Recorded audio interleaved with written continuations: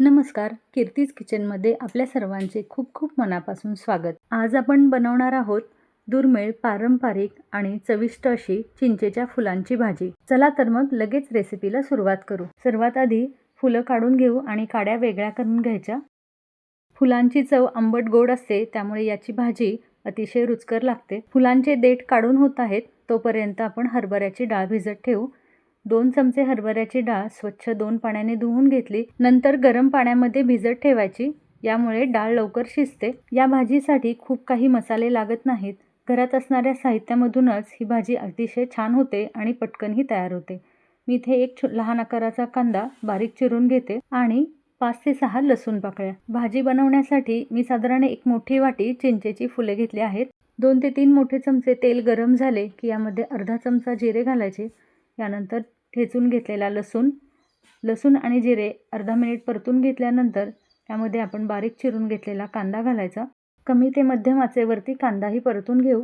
कांदा खूप जास्त लालसर नाही करायचा, तर फक्त हलका सोनेरी रंगावरतीच भाजून घ्यायचा. वरून थोडंसं मीठ घालू म्हणजे कांदा लवकर शिजला जाईल.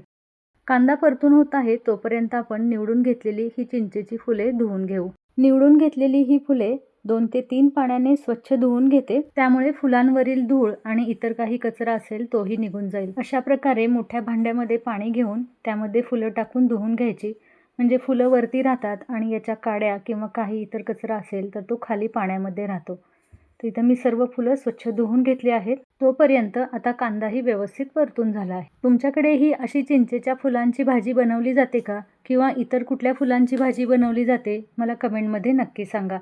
यानंतर पाव चमचा हळद, 1 चमचा काळा मसाला, तुमच्या आवडीप्रमाणे तिखट कमी जास्त घालू शकता. मिक्स करून घेऊ. गावाकडे वेगवेगळ्या पद्धतीने ही भाजी बनवली जाते, पण आमच्याकडे अशा पारंपरिक पद्धतीने ही भाजी बनवली जाते. यानंतर या कांद्यामध्ये भिजवलेली हरभऱ्याची डाळ घालते. कांदा परतून घेत असताना थोडं मीठ घातलं होतं. यानंतर आता भाजीच्या चवीपुरतं थोडं पाव चमचा मीठ घालते. यानंतर अगदी थोडंसं पाणी घालून डाळ शिजवण्यासाठी झाकून ठेवू. मंद आचेवरती 2 ते 3 मिनिटांमध्येच डाळ शिजली आहे. गरम पाण्यामध्ये भिजत ठेवली की लगेच डाळ शिजते. यानंतर चिंचेची फुले घालून व्यवस्थित मिक्स करून घेऊ. या भाजीमध्येच तुमच्या आवडीप्रमाणे तुम्ही 1 ते 2 चमचे शेंगदाण्याचा कूटसुद्धा घालू शकता. भाजी शिजण्यासाठी अजिबात वेळ लागत नाही. अगदी 2 मिनिटांमध्येच ही भाजी तयार होते. तुमच्याकडेही अशाच पद्धतीने ही भाजी बनवली जाते का, मला कमेंटमध्ये नक्की सांगा. जर तुम्ही ही भाजी कधी बनवली नसेल तर या पद्धतीने एकदा नक्की बनवून बघा. आंबट, गोड आणि तिखट चवीची अशी ही भाजी अतिशय छान लागते. यानंतर अगदी थोडासा गूळ घालते. गूळ मिक्स करून घेऊ.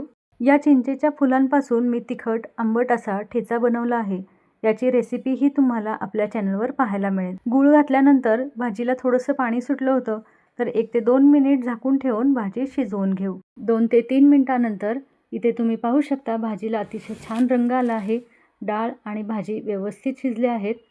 चव तर अतिशय छान लागते. ही भाजी तुम्ही बाजरीची भाकरी, ज्वारीची भाकरी किंवा भातवरणासोबत तोंडी लावण्यासाठी म्हणून खाऊ शकता. या भाजीमध्ये शेंगदाण्याचा मोठा असलेला कूट आणि किसलेलं खोबरंही घालून करता येते. तर मग तुम्हाला आवडली का ही चिंचेच्या फुलांची पारंपरिक पद्धतीने केलेली भाजी?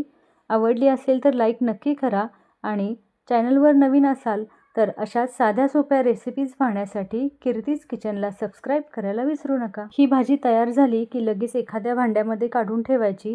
फुलं आंबट असतात, त्यामुळे जर त्याच भांड्यामध्ये राहिली तर काळी पडण्याची शक्यता असते. जर ही भाजी तुम्ही कधी खाल्ली नसेल तर एकदा नक्की करून बघा. याची वेगळी चव तुम्हाला नक्कीच आवडेल. चला तर मग पुन्हा भेटूयात अशाच एका नवीन आणि स्वादिष्ट रेसिपीज सोबत.